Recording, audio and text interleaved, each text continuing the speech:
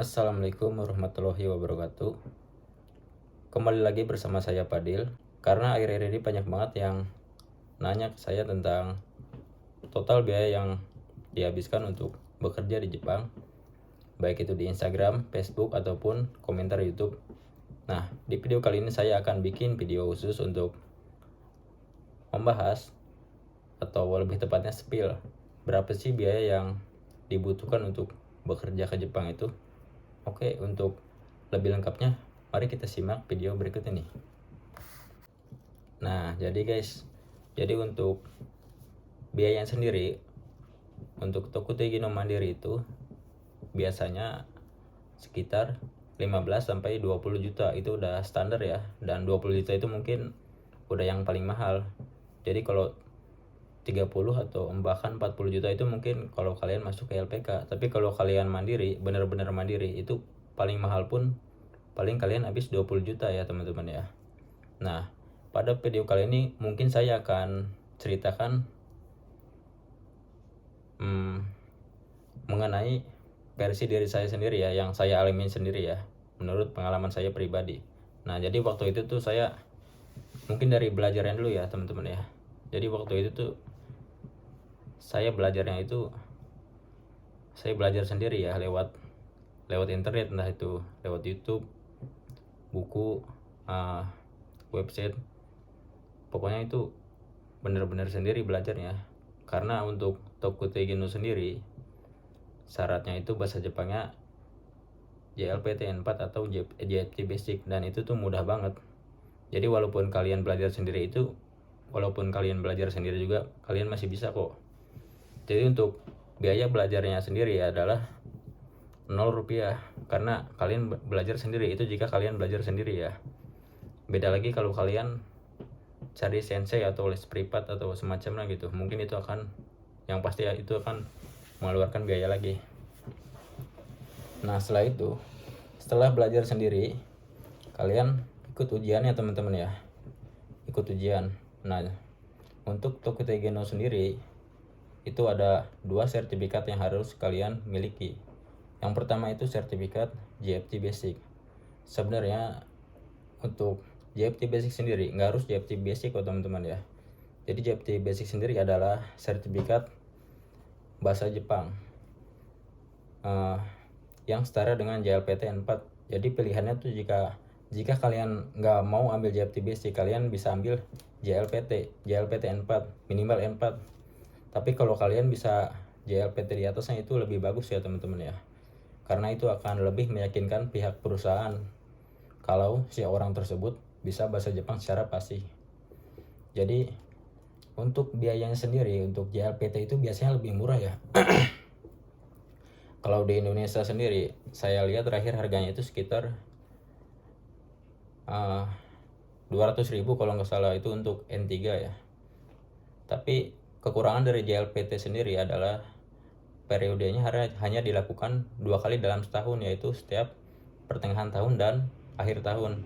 Jadi untuk kalian yang ingin cepat-cepat punya sertifikat itu sangat tidak disarankan ya teman-teman ya. Jadi alangkah baiknya kalian ambil JFT saja, karena ujiannya juga lebih mudah daripada JLPT untuk JFT sendiri. Nah, untuk JFT sendiri berapa sih biayanya? Nah, untuk JFT Basic sendiri harganya sekitar 400.000 ya teman-teman ya. Nah, itu untuk sertifikat bahasa Jepang JFT Basic, kalian sudah mengeluarkan uang sebesar 400.000.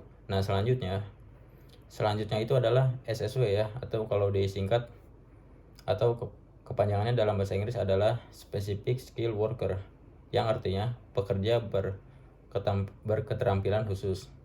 Nah, untuk SSW sendiri itu ada banyak macam bidangnya ya teman-teman ya. Kalau nggak salah sih ada sekitar 14 waktu saya dulu tuh.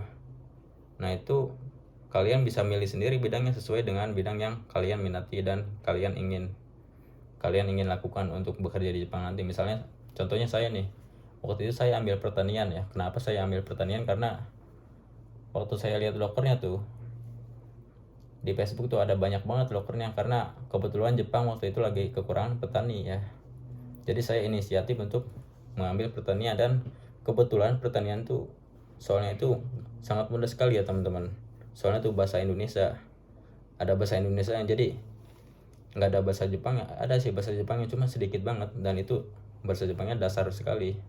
Jadi udah pasti lulus kok kalian. Kalian cukup ambil modulnya dari Google, itu ada banyak kok sumbernya.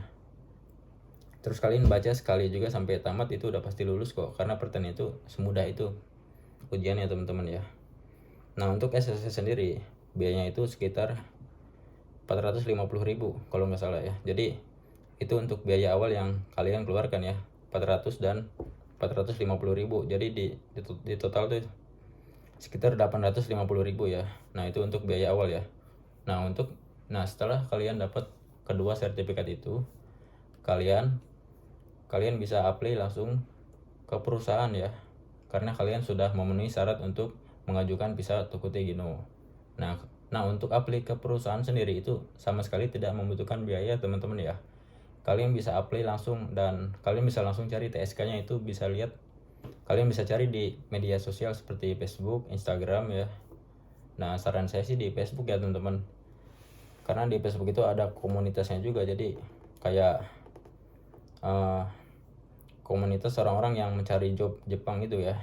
Tapi saran saya, ketika kalian mencari di Facebook itu kalian harus ekstra hati-hati ya teman-teman ya, karena kadang juga ada calo-calo nakal yang mencari mangsa di sana ya. Jadi sebisa mungkin ya, kalau semisal kalian dapat job terus kalian disuruh transfer uang dulu gitu sekian juta supaya lolos gitu, kalian jangan mau ya. Pokoknya kalian jangan mau kalau disuruh transfer uang tuh, karena pada dasarnya Tokute Gino Mandiri itu tidak mengeluarkan uang sama sekali kecuali untuk kebutuhan kalian pribadi ya. Nah jadi kayak gitu teman-teman ya.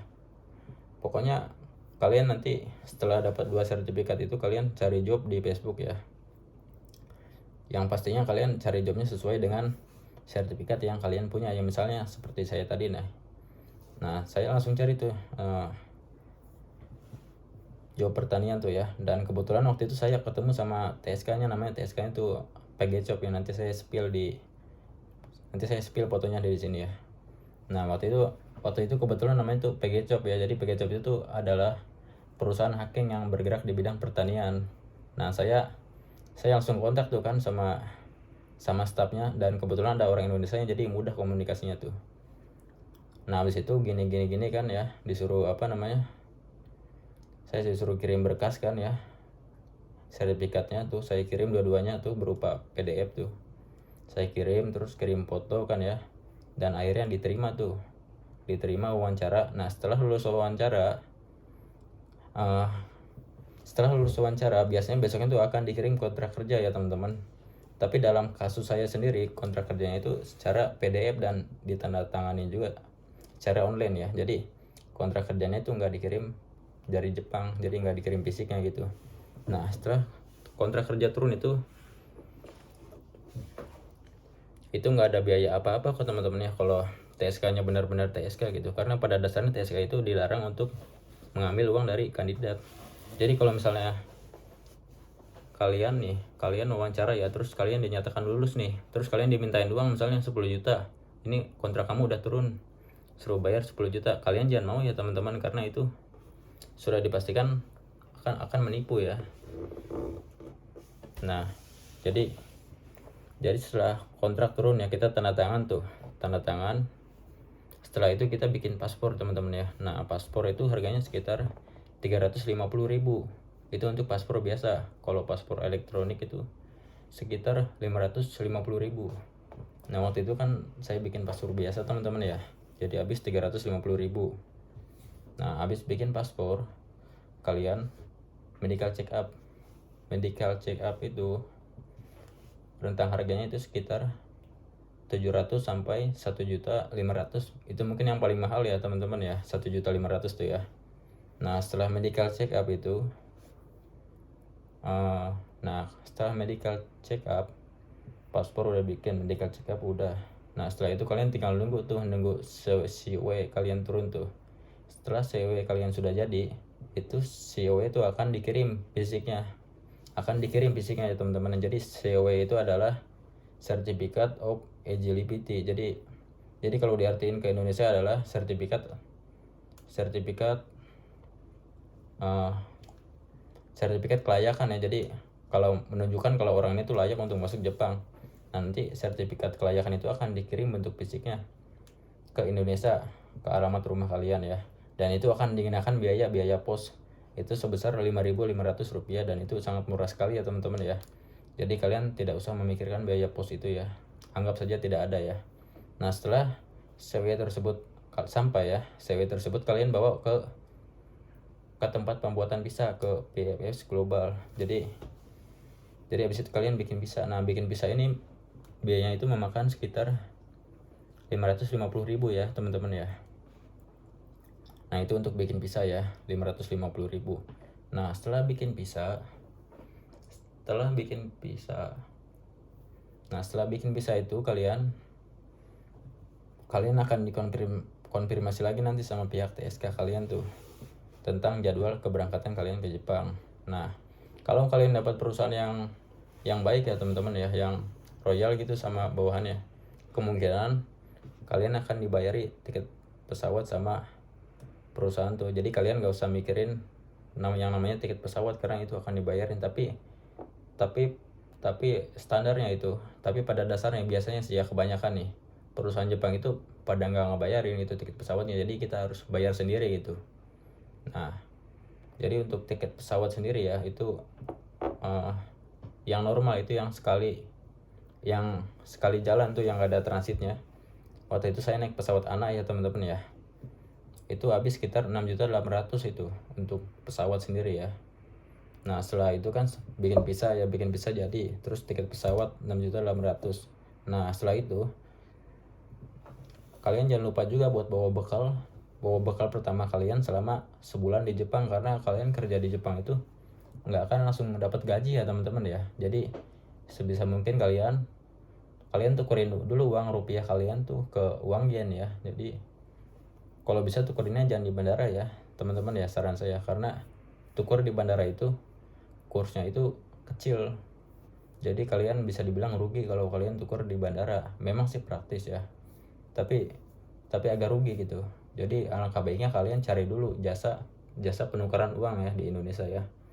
Dan untuk jasa penukaran uang sendiri itu kalian bisa cari sendiri ya di Google Maps ya, di masing-masing sesuai daerah kalian masing-masing ya, yang terdekat dengan rumah kalian ya teman-teman ya. Nah itu untuk biayanya sendiri itu, waktu itu saya bawa 5 juta ya teman-teman ya, 5 juta rupiah itu saya tukar dulu tuh ke uang yen tuh. Waktu itu saya dapat 50.000 lebih ya, 50.000 lebih itu udah cukup banget buat 1 bulan ya teman-teman ya. Karena waktu itu saya kan kerja pertanian, untuk rumahnya sendiri dapat tuh dari petaninya. Jadi kalian nggak perlu tuh yang namanya cari apa tuh sendiri tuh. Kalau misalnya harus cari apa tuh sendiri itu mungkin akan lebih mahal lagi ya biayanya teman-teman ya. Tapi karena kebetulan perusahaan saya sudah menyediakan rumah untuk pegawainya, jadi saya sudah tinggal masuk aja ke rumah tersebut, dan untuk biaya rumahnya itu nanti dipotong gaji ya teman-teman ya. Jadi bisa dibilang untuk biaya hidup awal di Jepang itu sekitar 5 juta lah standar ya. Itu udah standar banget ya. Setiap hari kalian bisa makan enak tuh dengan uang 5 juta tersebut. Nah itu dia teman-teman ya. Jadi kalau di total dari awal sertifikat kan 850, setelah sertifikat paspor MCU, visa, pesawat, terus biaya hidup awal. Nah mungkin cuma segitu aja ya teman-teman ya. Selain dari itu sih nggak ada sih pengalaman saya.